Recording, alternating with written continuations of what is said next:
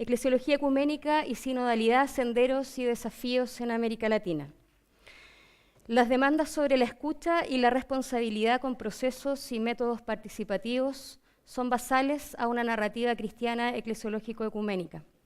Esta narrativa, sin embargo, emerge con sentido desde la constatación de una sintonía de cada comunidad con su propia diversidad interna. La sintonía con la diversidad de voces al interno de la propia tradición deviene condición de posibilidad de cualquier escucha a los otros de otras tradiciones. Cómo se escucha y a quiénes se escucha dentro de la propia comunidad eclesial afectará indefectiblemente a quién se escucha y lo que se escucha fuera de la propia tradición. Esa narrativa eclesiológico-ecuménica no puede originarse desde discursos foráneos, sino desde una comprensión compartida sobre la naturaleza de la Iglesia que agudice los sentidos hacia principios hermenéuticos contenidos en el propio depósito. La emergencia del reconocimiento de eclesialidad, al menos parcial, del interlocutor será una de las primeras consecuencias. La mayor o menor conciencia y sensibilidad por las consecuencias de este reconocimiento creará mayores o menores posibilidades para reconocer la presencia y acción del Espíritu más allá de los propios bordes institucionales. Las relaciones ecuménicas y también la sinodalidad, a nuestro juicio, refieren a una misma pregunta: ¿cómo y por qué se lidia con la diversidad en materias de importancia común? Esta pregunta, circunscrita en el horizonte de la validación teológica de eclesialidad del otro cristiano no católico, puede encontrar respuestas significativas. La región latinoamericana y caribeña ha debido familiarizarse aceleradamente con un modelo de cristianismo heterogéneo. Y aunque haya cambiado el diseño de presencia en el espacio público, la representación cristiana en el concierto religioso continental plural sigue siendo mayoritaria. Los temas de la agenda social han marcado el ritmo del intercambio ecuménico continental y es desde este escenario, potencialmente, que puede emerger una eclesiología ecuménica. Esta eclesiología puede contribuir al desarrollo de intercambios ecuménicos fecundos que afecten los diseños de consulta intra- e interinstitucionales. Esta exposición tendrá entonces 4 momentos y guiados por la pregunta metodológica antes mencionada. Primero abordaré algo del círculo entre eclesiología y ecumenismo, con algunos ejemplos más regionales, para pasar a la relación entre sinodalidad y discernimiento común, desde una hermenéutica de la escucha hacia una de la consulta. Tercero, repaso de algunas claves de la ética ecuménica social de América Latina y el Caribe, que empieza a consultar para el buen vivir. Y finalmente algunas reflexiones conclusivas, un par de pistas como en voz alta para seguir pensando. Eclesiología ecuménica en América Latina. Cómo se conciba la propia tradición eclesial, su naturaleza y misión influirá decisivamente en cómo se comprendan las otras iglesias a las relaciones entre ellas. Los observadores no católicos en el concilio lo vislumbraron muy bien y por esa razón les importaba ver cómo culminarían los debates eclesiológicos sobre materias de diversidad dentro de la propia Iglesia católica. En efecto, si la unidad al interior de ella solo llegaba a entenderse como homogeneidad, esperar a que el catolicismo abrazara la diversidad cristiana fuera era una ilusión. Si la enseñanza católica podía, en cambio, sostener voces representativas de diversidad al interno y sancionar la diversidad no como una amenaza, sino como un germen de vitalidad, se abría la alternativa de un auténtico desarrollo de las relaciones intercristianas. Se trata de una perspectiva eclesiológico-ecuménica cuyo único punto de partida es el bautismo como vínculo de unidad y no una eclesiología sacramental basada en el obispo consagrado en la sucesión apostólica, como solo el catolicismo y las iglesias ortodoxas profesan. La posibilidad de desarrollar esta clase de teología de la Iglesia depende únicamente de la comprensión de las tradiciones reformadas como comunidades eclesiales. Por tanto, impone la superación de un exclusivismo eclesiológico. El Vaticano II se dio cuenta de que necesitaba una autocomprensión renovada de la propia tradición para poder relacionarse con ortodoxos y también con protestantes. Fue necesario recomprender el rol clave de la diversidad para la unidad eclesial. En su misión de unidad, el Vaticano II rehúye entender unidad como igualdad o uniformidad. Su visión final fomenta la diversidad legítima o variedad legítima. Este reconocimiento tuvo implicaciones importantes para ampliar la mirada de los conciliares hacia la importancia de la diversidad dentro de la Iglesia latina, la romana, como una communio ecclesiarum de las iglesias locales católicas latinas, dentro de la plenitud de la Iglesia Católica como una comunio ecclesiarum más amplia de muchas iglesias de diversos ritos y tradiciones. El despliegue de esta eclesiología es, a mi juicio, condición de posibilidad del progreso del movimiento ecuménico, sin constituir por ello un modelo rígido, monolítico de entidades eclesiales, cuya única posibilidad de intercambio se agotaría en los organismos representativos. Revisemos algunos ejemplos con mirada regional. A noción de iglesia, noción de ecumenismo. La noción de ecumenismo de tipo sacramental, por ejemplo, atribuye a la iglesia una naturaleza ontológica asociando a la iglesia espiritual con la institucional, la que estaría en continuidad con la sucesión apostólica y que es capaz, por ello, de ofrecer una mayor plenitud de medios sacramentales. El ecumenismo de tipo reformatorio entiende, en cambio, que la Iglesia constituida por Cristo se torna visible en la comunidad de los fieles por la predicación de la palabra de Dios y por la administración de los sacramentos, según el Evangelio, siendo esas sus marcas, notas, huellas, elementos, bienes, más o menos como se profesara en la Confesión de Fe de Augsburgo del siglo XVI. La orientación ecuménica basada en la conversión, el caso de las iglesias oriundas de esa reforma, da mucho mayor peso a la fe del individuo, como también acontece con los movimientos pietistas y puritanos en las iglesias de tipo reformatorio, y se constituyen en principio por conversión personal y adhesión consciente. La iglesia se vive en este modelo, en primer lugar, en la comunidad local y de forma congregacionalista. Hay un apego a las relaciones y decisiones directas. El ecumenismo carismático, que describe fundamentalmente a la amplia gama de iglesias pentecostales, independientes o autóctonas, refiere a un modelo muy diversificado, sin doctrina unificada, que crece y se transforma mucho. Por eso es mirado con sospecha por otros modelos eclesiológicos. Hablar en lenguas, la profecía y las revelaciones divinas recibidas por sus líderes son el telón de fondo. El pentecostalismo se caracterizaría por una, en palabras de Usma, mínima estructura eclesiástica, celo misionero, simplicidad doctrinal y apertura a lo sobrenatural, así como flexibilidad cultural, fuerte connotación emocional y habilidad para dar lugar a experiencias religiosas, de darles una impronta propia.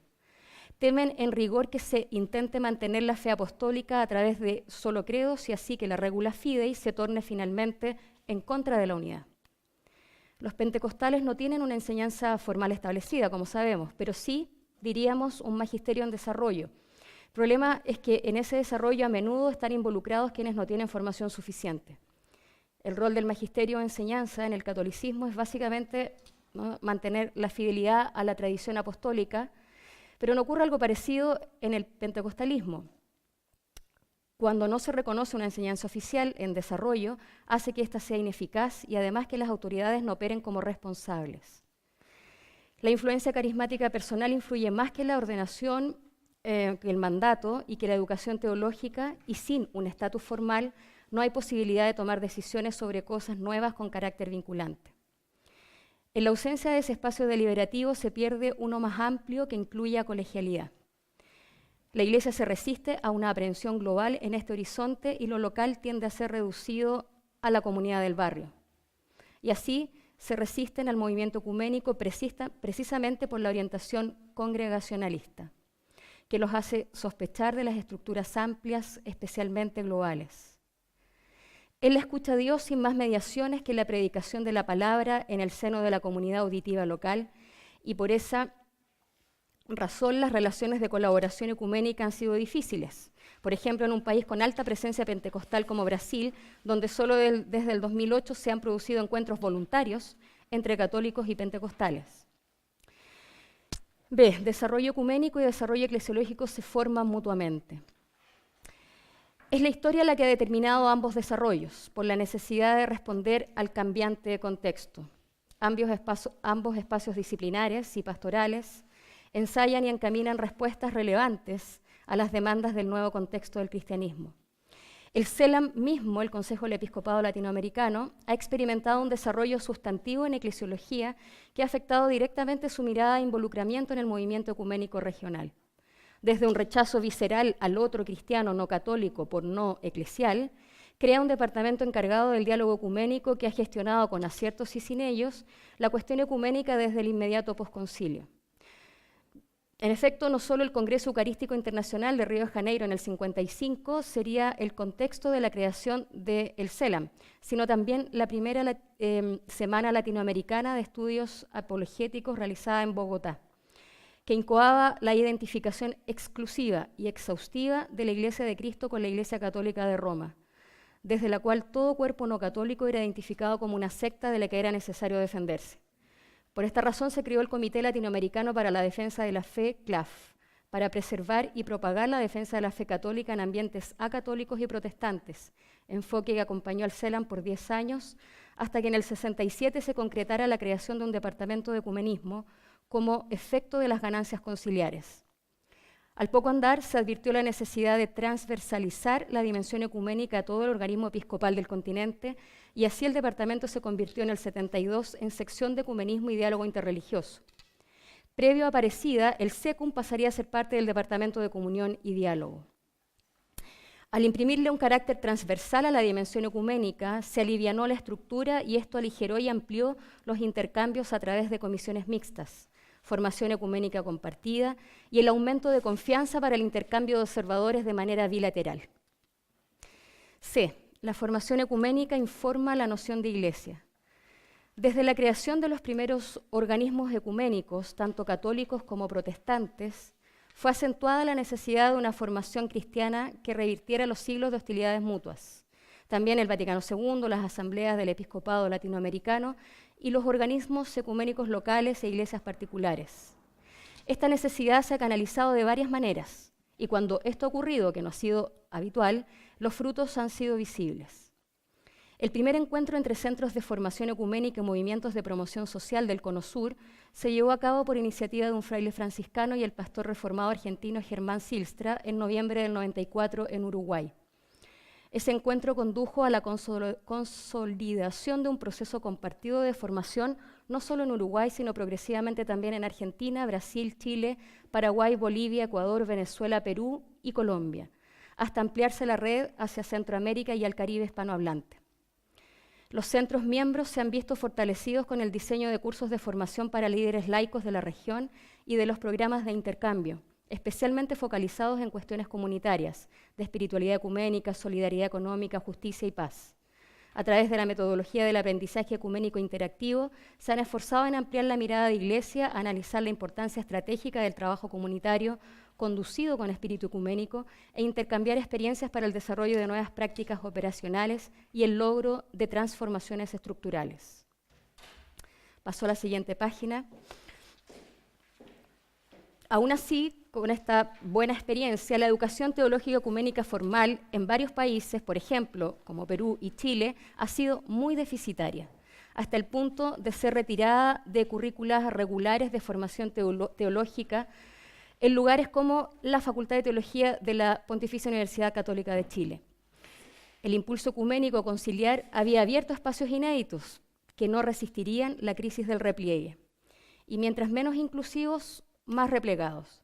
Iniciativas recientes tomadas del lado protestante evangélico, apoyados por la ONAR, Oficina Nacional de Asuntos Religiosos, en Chile, han conducido a acuerdos de formación teológico-ecuménica en colaboración entre la Facultad de Teología de la Pontificia Universidad Católica de Valparaíso y la Comunidad Teológica Evangélica, y ahora recientemente también se estudia la posibilidad de un acuerdo entre la Facultad de Teología de mi universidad y el Seminario Teológico Bautista, de larga tradición en Chile.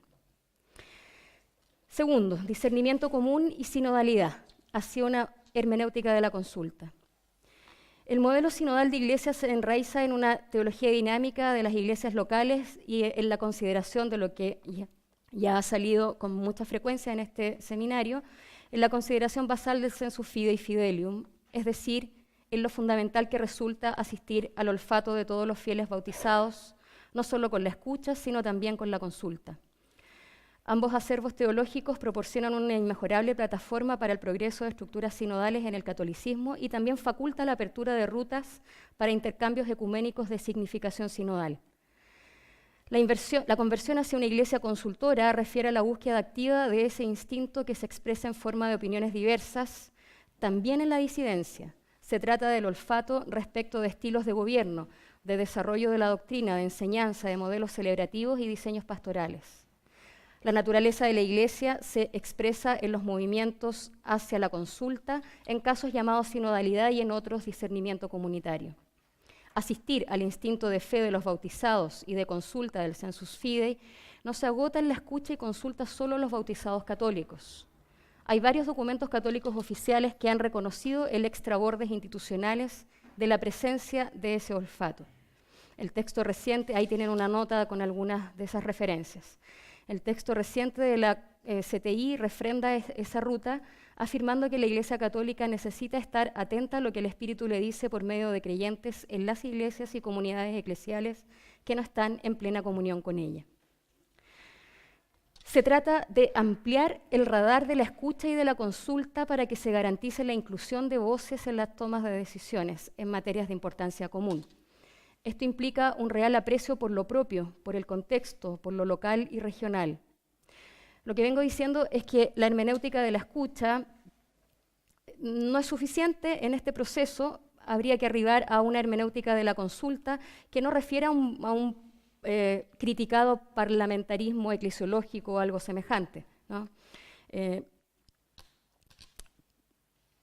Para que ese intercambio se refleje en las estructuras y modos de organización y gobierno, para que se dé efectivamente discernimiento comunitario, no solo basta con la escucha, hay que activa y abiertamente consultar. Lo que se diga desde el centro y consultar implica eso, deliberar conjuntamente, juzgar en conjunto y pedir consejo. ¿Cómo concretamente? Lo que se diga desde el centro debe representar a los márgenes deben estar presentes en el eje. ¿Cómo concretamente se puede encaminar esa descentralización? Auscultando, consultando y promoviendo iniciativas locales, las llamadas fuerzas centrífugas de la Iglesia. Francisco tiene un gran mérito en esa dirección. No solo sus escritos están llenos de referencias a documentos escritos por organismos episcopales regionales, como el CELAM o encuentros de organismos episcopales africanos y asiáticos, sino que mantiene una atención permanente y consciente hacia lo otro que no se encuentra en el radar inmediato, ni suyo ni de aquellos que tiene a su alrededor en el gobierno. Tiene olfato para mirar lo pequeño y lejano. En ese sentido, los modelos ecuménicos locales versus los globales plantean un interesante camino de descentralización participativa. El paso de un proyecto ecuménico católico autoafirmativo que suponía una adherencia subalterna de las otras iglesias y comunidades eclesiales, generando una hegemonía asimétrica, simplemente ha sido inviable en el contexto latinoamericano y caribeño. Por otro lado, el proyecto ecuménico de familias confesionales impulsados por cierto protestantismo, que ha considerado que la realidad de la Iglesia se concretiza al nivel de las comunidades, con sus propias teologías, desde particulares expresiones culturales, tampoco ha funcionado en un continente con apego a las instituciones religiosas. Lo que ha hecho más sentido cultural hasta ahora es aquel proyecto de comunidades conciliares de iglesias locales, que básicamente propone la comunión de iglesias y comunidades eclesiales que confiesan a Jesucristo y se encuentran en un diálogo de culturas. En esta dirección está el Consejo Mundial de Iglesias y entidades locales como la CLAI, un espacio de cooperación en el que las iglesias y comunidades eclesiales se relacionan, reflexionan, celebran la fe, disciernen, proyectan, reforman. No hay super iglesia o iglesias, ninguna tiene jurisdicción sobre otra de las iglesias miembros. Este modelo supone una eclesiología ecuménica de fondo, inclusiva por definición, que sostiene el reconocimiento de elementos de santificación y de verdad propios de la Iglesia de Cristo y que se orientan hacia ella, más allá de las fronteras de una y otra institución, y así admite que la plenitud de la catolicidad se da en comunión entre las iglesias miembros. El espacio para el discernimiento comunitario y la práctica sinodal aquí es amplísimo.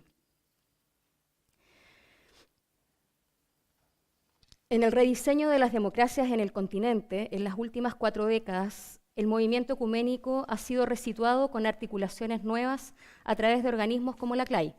El primer encuentro del Consejo Mundial de Iglesias en América Latina, celebrado en Porto Alegre en el 2006, vino a reforzar esta senda y a explorar in situ la situación de un continente que se vincula, en proporción, mucho menos que otros en el movimiento ecuménico global.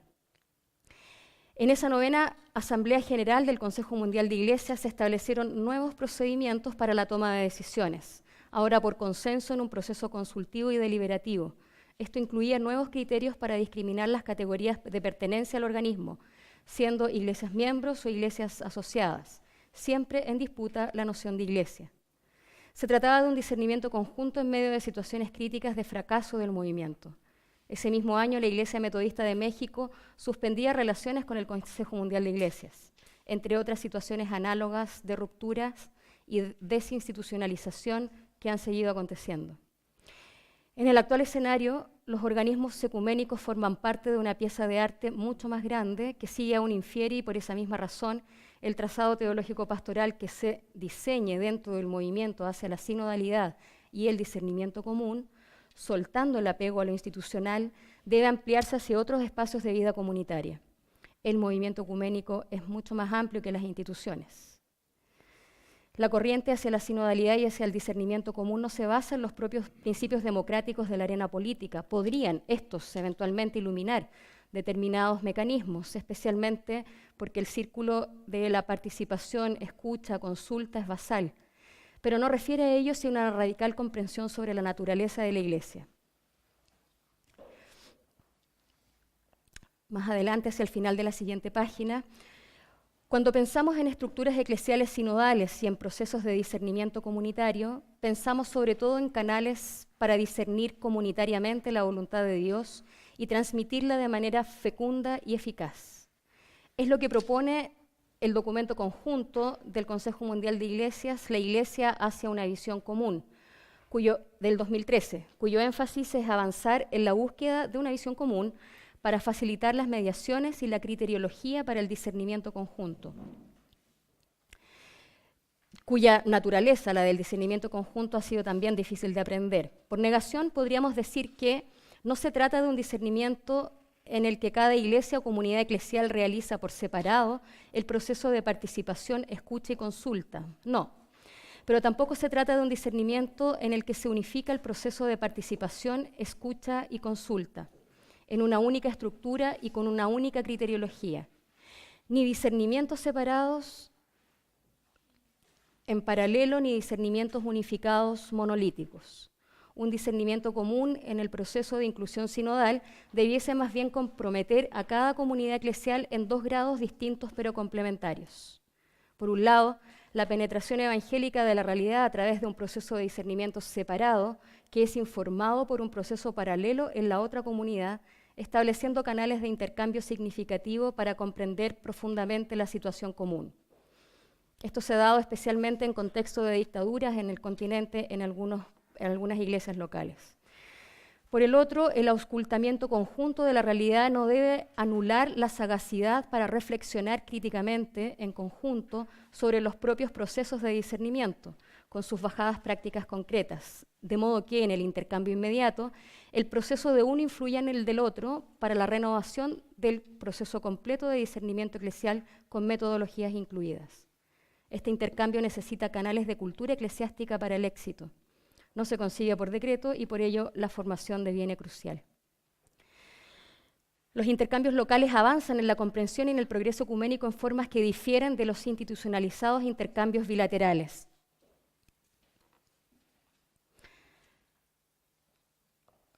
Y tienen el potencial de servir como una poderosa fuerza centrífuga en la búsqueda de unidad cristiana.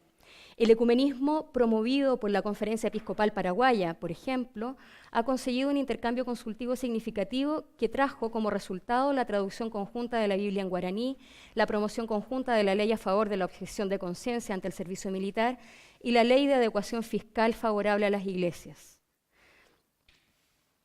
Esta sinodalidad ecuménica refiere a un espacio de vida familiar fruto de una actividad de construcción y de administración que contrasta con las decisiones de las cúpulas en el origen de las divisiones, que por cierto estuvieron muy poco vinculadas al bienestar de las comunidades de fe. De hecho, en el origen de las grandes rupturas al interior del cristianismo hubo una práctica fuertemente antisinodal. Míguez Bonino planteó lúcidamente algo parecido. En su parecer, en el origen de las divisiones y de los problemas ecuménicos hubo un cúmulo sistémico de factores sociológicos e ideológicos, no teológicos, los cuales, siendo descuidados en las hermenéuticas de división, generaron grandes problemas para la unidad. La restauración de la Iglesia, entonces, debiera considerar la fidelidad a su origen, no únicamente a nivel estructural y doctrinal. Punto tercero. Junto con preguntarse qué es la Iglesia, hay que preguntarse para qué está ella, es decir, el papel que representan las iglesias y comunidades eclesiales en las luchas de la humanidad. Con varios ejemplos podríamos demostrar que el ecumenismo en América Latina y el Caribe está íntimamente vinculado a la arena que relaciona religión, política y espacio público. Se trata de una región en la cual la religión sigue teniendo un papel estructurador de identidad colectiva por medio del constructo de representaciones culturales que alimenta la acción pública. Y allí precisamente se produce el intercambio entre las iglesias y las comunidades eclesiales. Este hecho constituye también su principal dificultad. Es su virtud, pero también es su principal dificultad. Se ha subvalorado la maduración de las experiencias de intercambio, que han sido muchas y muy fecundas, no solo en cuanto a efectos sociales directos y penetración misionera significativa, sino también por el cómo se han dado esas relaciones entre sujetos y cuerpos diversos. Paso a la siguiente página, párrafo segundo. La defensa por el respeto a la dignidad humana, me quedan unos 4 minutos, según... 6, ok, generoso. La defensa por el respeto a la dignidad humana conculcada por regímenes políticos abusivos ha sido una plataforma social desde donde han emergido espacios de discernimiento comunitario de las iglesias latinoamericanas y acciones concretas en consecuencia. Mejía ha refrendado recientemente la infranqueable labor de las iglesias y comunidades eclesiales en este sentido. Ahí cito: como iglesias y movimientos ecuménicos, tenemos el desafío de dialogar con y acompañar a las comunidades que están promoviendo caminos de recreación de la economía, tomando la cosmovisión de nuestros ancestros y el pensamiento crítico de nuestra tradición. Basados en esas experiencias y en la perspectiva bíblico-teológica de una vida abundante para los humanos y el clamor de la creación esperando redención, podemos contribuir a un nuevo camino que nos permita recrear nuestro camino de vida como humanos y con la naturaleza. Como un paradigma nuevo y fresco, aparece una red de comunidades urbanas y rurales que han ido progresivamente construyendo una independencia epistémica de los modelos eurocéntricos de modernidad que tendieron a mantener la colonización cultural a pesar de la superación de la colonización territorial. Se apunta directamente hacia una deconstrucción de la idea de desarrollo y esta red creciente emerge como una alternativa para construir colectivamente un nuevo modelo de relaciones entre los seres humanos y con la naturaleza. Con origen en Ecuador, igual sería un error concebir al buen vivir como un proyecto andino únicamente, ¿no? Se ha ido extendiendo conforme se amplía la mirada, entendiendo que se trata de crear comunitariamente nuevas formas socionaturales de relaciones, una edificación colectiva de una nueva organización societaria con espacios autónomos de estructuración y de gestión, espacios recreados de poder con balances generacionales y de género, que genere alternativas locales que conecten a escala global de una manera diversa. Esta nueva organización societaria exige repensar los ministerios, en coherencia con lo que ha sostenido en otros ambientes el Papa Francisco, quien incluso ha puesto al papado, como se ha mencionado, en una posición de necesaria conversión, y cito a Francisco: el compromiso de edificar una iglesia sinodal, misión a la cual todos estamos llamados, cada uno en el papel que el Señor le confía, está grávido de implicaciones ecuménicas. Por esta razón, hablando con una delegación del Patriarcado de Constantinopla, he reiterado recientemente la convicción de que el atento examen sobre cómo se articulan en la vida de la Iglesia el principio de la sinodalidad y el servicio de quien preside ofrecerá una aportación significativa al progreso de las relaciones entre nuestras iglesias. Estoy convencido de que una iglesia sinodal, también el ejercicio del primado petrino recibirá mayor luz. El Papa no está por sí mismo por encima de la Iglesia, sino dentro de ella como bautizado entre los bautizados y dentro del colegio episcopal como obispo entre los obispos, llamado a la vez como sucesor del apóstol Pedro a guiar a la Iglesia de Roma que preside en el amor a todas las iglesias. Mientras reitero la necesidad, la urgencia de pensar a una conversión del papado, estoy convencido de tener al respecto una responsabilidad particular, sobre todo al constatar la aspiración ecuménica de la mayor parte de las comunidades cristianas y al escuchar la petición que se me dirige de encontrar una forma de ejercicio del primado que, sin renunciar de ningún modo a lo esencial de su misión, se abra a una situación nueva. Tal vez la Asamblea Sinodal Especial para la región panamazónica sea una ocasión privilegiada para avanzar en esta dirección. No estar por encima de la Iglesia, sino como bautizado entre los bautizados, en medio de una asamblea regional cuyo horizonte es sinodalmente diseñar nuevos caminos para la Iglesia y para una ecología integral. Además de las 7 conferencias episcopales del área del Amazonas, de algunos jefes de dicasterios, de la presidencia de la red panamazónica, obispos, sacerdotes, religiosos, laicos, laicas, procedentes de la Amazonía y otras zonas geográficas, el proceso actual de escucha, como se lo ha denominado, involucra a personas de fuera del catolicismo. Se ha invitado a representantes de denominaciones protestantes y otros sectores para que participen de la asamblea.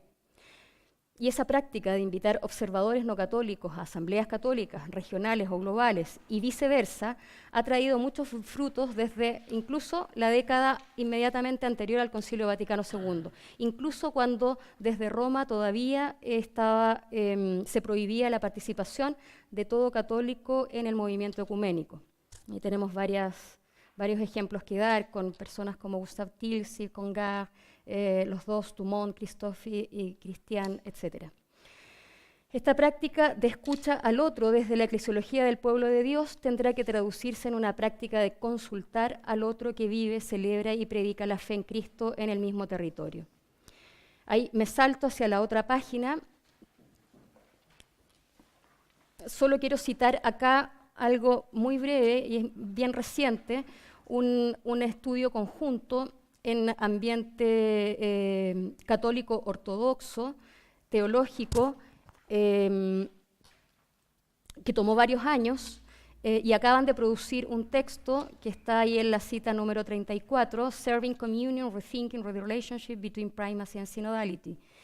Este texto conjunto tiene un gran valor no solo porque fue fraguado colectivamente, en representación de ambos sectores, sino que porque tiene un proceso de maduración muy larga, ¿no? Este texto entonces advierte sobre el hecho de que los conceptos que las diversas tradiciones cristianas usan apuntan a realidades diversas y que este hecho resulta particularmente evidente con las nociones de catolicidad, primacía, sinodalidad, colegialidad y conciliaridad. Y continúan, sería particularmente útil desarrollar juntos un glosario que defina nociones eclesiológicas claras y que adviertan sobre los diversos sentidos posibles.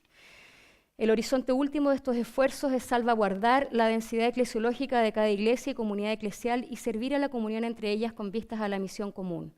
Esa densidad eclesiológica que se ve afectada por un cierto ejercicio primarcial, y Francisco es muy consciente de ello. Ok. A ver, tal vez una cosa brevísima sobre el primer párrafo de la página que sigue, que a propósito de la dificultad conceptual o de la amplitud de los campos semánticos para algunos conceptos, uno puede incluso vincular que ciertas prácticas actuales están en ese mismo horizonte.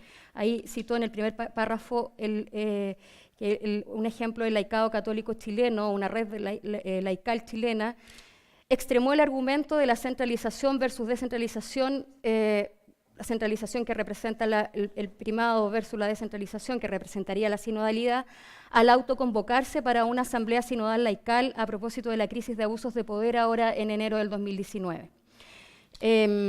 Y allí hay textos que en conjunto se discernieron, textos de Francisco, y que los llevaron a llevar a cabo esta asamblea sinodal, ¿no?